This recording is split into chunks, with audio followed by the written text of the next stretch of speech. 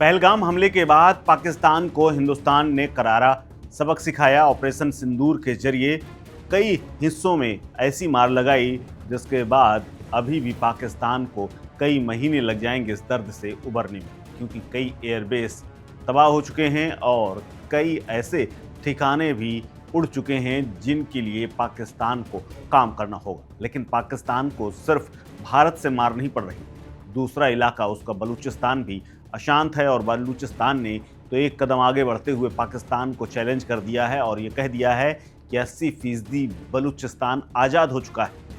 बलूच नेताओं के ऐसे दावे पाकिस्तान को हैरान कर रहे हैं और पाकिस्तान न सिर्फ सीमा पर हिंदुस्तान की मार झेल रहा है बल्कि बलूचिस्तान के अंदर मचे हुए विद्रोह का भी सामना कर रहा है। भारत के हमले पर पाकिस्तान अभी उबर भी नहीं पाया। किसी बीच में बलूचिस्तान ने उसके लिए नई स्थितियां खड़ी कर दी हैं और जो उसके लिए बेहद भारी पड़ने वाली। बलूचिस्तान का एक बड़ा हिस्सा अब पाकिस्तान के कब्जे में नहीं। ये दावा मीर यार बलोच समेत तमाम प्रमुख बलोच नेताओं ने बलूचिस्तान की आज़ादी का ऐलान करते हुए कहा है और इसके लिए भारत और संयुक्त राष्ट्र से मान्यता और समर्थन की गुहार लगा दी है। इसी बीच बलोच अमेरिकी कांग्रेस के महासचिव रज्जाक बलोच ने बड़ा दावा किया है और विस्फोटक खुलासा करते हुए कहा है कि पाकिस्तानी अधिकारियों का अब बलूचिस्तान के बड़े हिस्से से नियंत्रण खो चुका है, यानी अब पाकिस्तान की वहां पर सरकार नहीं चल रही है। बलोच नेता रज्जाक कहते हैं, जिन्होंने एक टीवी इंटरव्यू दिया है, टीएजी को दिए गए इंटरव्यू में वो कहते हैं कि पाकिस्तानी सेना अंधेरे के बाद क्वेटा से बाहर भी नहीं निकल पाती है और अब उसके अंदर डर बैठ गया है। उन्होंने ये भी कहा कि पाकिस्तानी अधिकारियों ने भी इस बात को स्वीकार कर लिया है कि सुरक्षा के डर के मारे सेना शाम को 5 बजे से सुबह 5 बजे तक सड़कों पर नहीं निकलती और सड़कें खाली कर देती है और गश्त नहीं करती। रज्जाक बलोच दावा करते हैं कि बलूचिस्तान का 70 से 80% हिस्सा अब पाकिस्तान के नियंत्रण में नहीं है, उनका अब उस हिस्से में कब्जा नहीं रहा।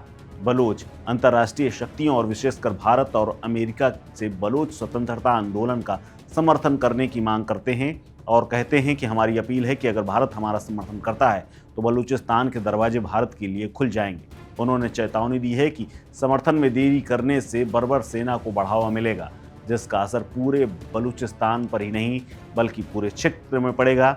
उन्होंने लोकतांत्रिक देशों से बलोच प्रतिनिधियों की मेजबानी करने और आत्मनिर्णय के संघर्ष को मान्यता देने की अपील की है। आपको बता दें कि वो भी बांग्लादेश की तरह आज़ादी चाहते हैं, बांग्लादेश की तरह भागना पड़ेगा, ये भी उन्होंने कहा है। पाकिस्तान के तमाम अधिकारियों को लेकर के उन्होंने चेतावनी जारी करते हुए कहा है पाकिस्तानी सेना के लिए बांग्लादेश की तरह नंगे पांव भागने से बेहतर होगा कि वो समझदारी दिखाते हुए गरिमा के साथ अपने देश वापस चली जाए। उन्होंने शांति, क्षेत्रीय स्थिरता और पाकिस्तान के प्रांतों में सैन्य उत्पीड़न को तत्काल समाप्त करने का आह्वान भी किया है।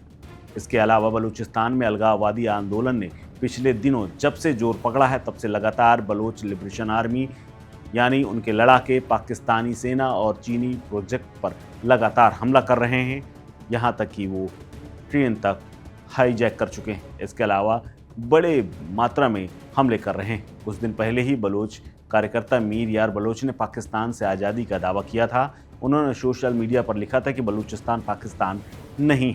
मीर ने पाकिस्तान और चीन के साथ तनाव के बीच भारत के समर्थन की मांग की है। पहलगाम आतंकी हमले के बाद जब से भारत ने ऑपरेशन सिंदूर चलाया था तब से लगातार बलूचिस्तान में भी हलचल मची हुई थी। हालांकि तमाम नेताओं को पाकिस्तान की सेना ने गिरफ्तार कर लिया था, लेकिन बलूचिस्तान आज़ादी की ओर देख रहा था। ऑपरेशन सिंदूर का जिक्र करते हुए उन्होंने ये भी कहा था कि नरेंद्र मोदी आप अकेले नहीं हैं, आपके साथ पूरा बलोच देशभक्तों का समर्थन है। यानी बलोच हिंदुस्तान से अब मांग कर रहा है कि जैसे हिंदुस्तान ने बांग्लादेश को अलग कराया वैसे ही बलोच को भी आज़ाद करा दे। इस खबर में फिलहाल इतना ही। अपडेट्स के लिए बने रहिए वन इंडिया हिंदी के साथ। नमस्कार। Subscribe to One India and never miss an update.